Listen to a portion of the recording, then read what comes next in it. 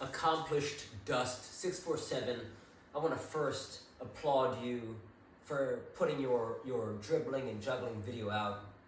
It's not easy to receive criticism from the internet, so I think that's a great first step. The second thing that I want to suggest is that in regards to dribbling, if you invest in a smaller ball, in theory, if you spend time dribbling with a smaller ball, smaller balls you could say are harder to manipulate and to dribble than larger balls. So if you spend more time dribbling with smaller balls, when you step onto a game field and you're using a size 5, it may feel easier than dribbling with a size 1 ball. And for that reason, I think it's good practice to bring a size 1 ball everywhere you go, because in theory you'll have a competitive advantage when you're using a size 5, right? Because a size 5 will feel easier than using a size 1.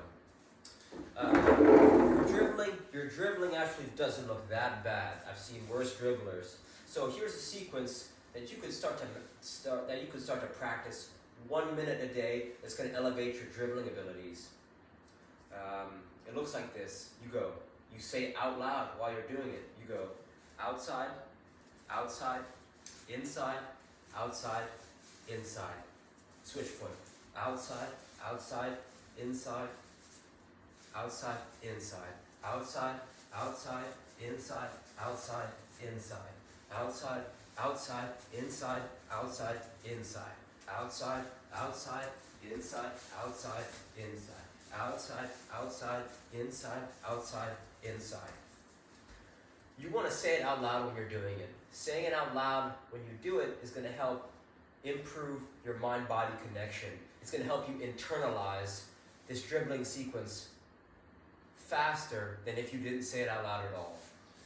The second thing you want to make sure you do is go slow. A lot of players I've tried to teach this to, they go way too fast. Right? You want to take your time. They say slow, smooth, smooth is fast. Right? Slow, smooth, smooth is fast. So if you could start to practice this dribbling sequence wherever you are, whenever you get a chance, nice and easy, breathing, saying it out loud. Outside, outside, inside, outside, inside, outside, outside, inside, outside, inside, outside, outside, inside, outside, inside.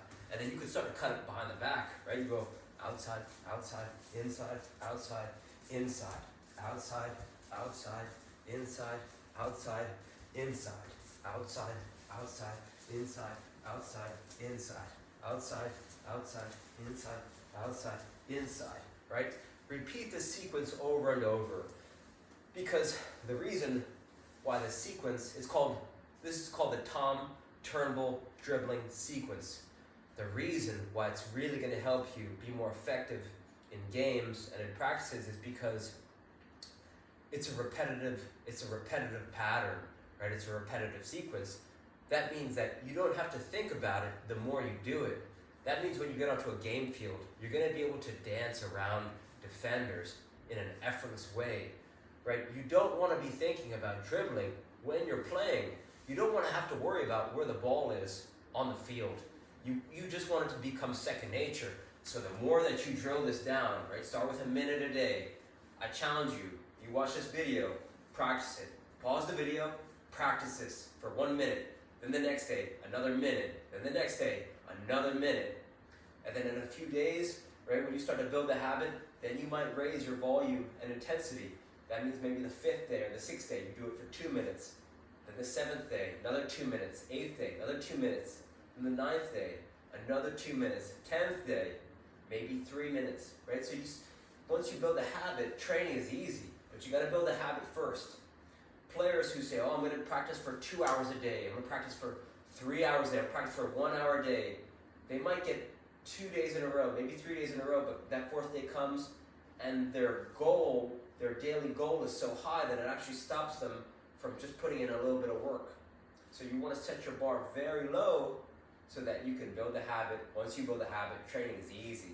So that's dribbling, right? That's going to help you dribble. I'd also encourage you, if you don't have a size 1 ball, use a basketball, use a volleyball, use some toilet paper, use anything you have that's safe, and you want to dribble, try and dribble barefoot. If as long as it's safe. If you're in grass and your grass is tidy and there's not anything sharp, glass or nails or anything, I would encourage you to dribble barefoot if possible. Now let's talk about your juggling. Firstly, I would encourage you to go through your house, see if there's any balls in your attic, in your basement, in your closets. There may be a volleyball, there may be a basketball, there may be tennis balls, right? Assemble all of the balls in your possession and put them in some type of basket, a barrel, a bag, your gym bag, so that you have access to them. Because the more that you juggle different size balls, the higher the quality of your juggling will be, right? It's conjugate. It's conjugate training. Conjugate means different balls, right? You gotta use different balls because different balls have different weight and different sizes. So the more adaptive that you can be to different sizes and different weights, the sharper your touch is gonna be. The sharper your touch, the more dangerous you're gonna be on the field. I noticed one thing about your juggling. I'm seeing a lot of topspin, which isn't necessarily a bad thing. But if you want to see your juggling translate to more effective passing and shooting, you might want to start to juggle with no spin or forward spin, right? So no spin or forward spin.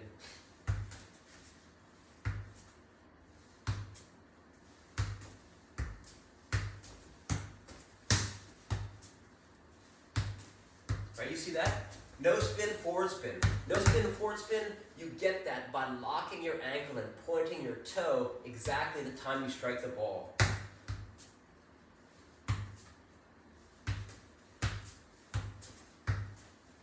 You see that? Forward spin, no spin.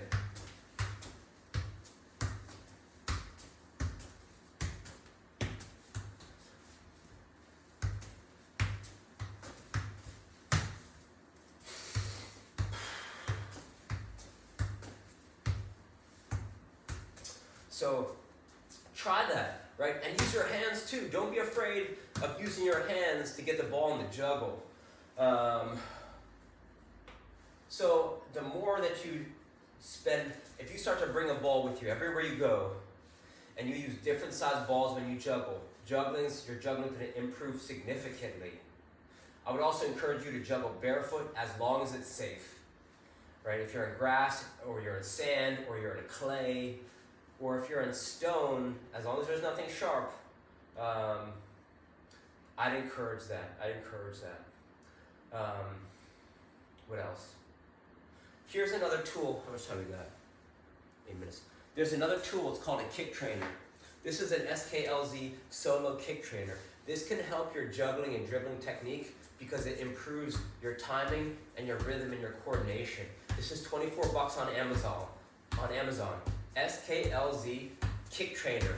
Teams like AC Milan, Ajax, and Sevilla encourage their youth players to use this ball, right? To use kick trainers. Wesley Snyder talks about using a kick trainer, and it's really going to help you develop your striking technique and really to improve your coordination, balance, timing, and rhythm, right?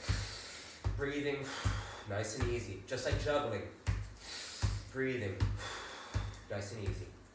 The next thing that I could encourage you to use, right? All soccer players are humans first, soccer players second, which means as your movement as a human improves, as does your playing, right? The quality of your play will improve if your movement, if your awareness of where your body is in time and space improves. So if you have a soft piece of rope, right? This is a piece of rope that's as long as I'm tall. Search RMT rope plus David Weck. You can make this at your local hardware store for $10.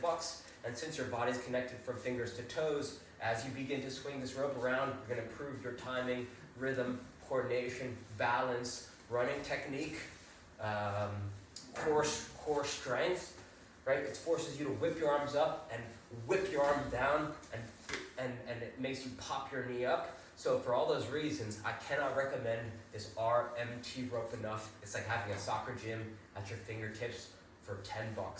So give some of these things a try. Hopefully this helps.